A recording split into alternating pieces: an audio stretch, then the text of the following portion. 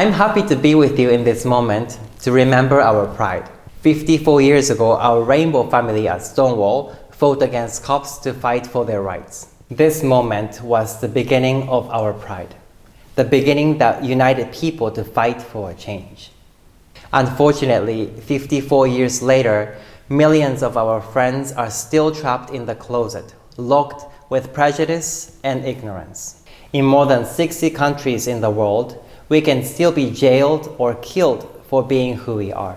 Some of the reasons are the laws that prioritize heteronormative values, and oftentimes it comes from biased religious interpretations. As a religious leader myself, I dare to ask challenging questions. I believe that religion is supposed to help people, but sometimes I see religion ostracizing people who did nothing wrong.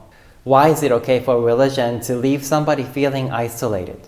I see religious leaders and politicians working hand in hand to benefit each other, taking rights away from people who deserve equal rights.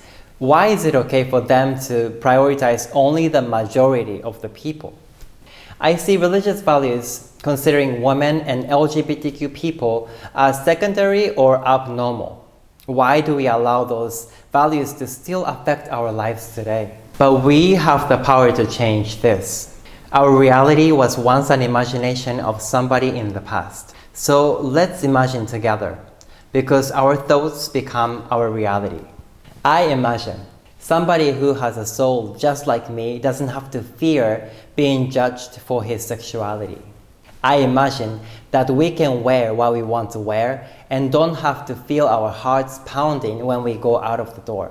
I imagine marriage equality is legalized in Japan and everywhere else in the world, so we don't have to look for alternative options that require so much time and money. I imagine that we are valued for content of our character and not by our sexual orientation or gender identity.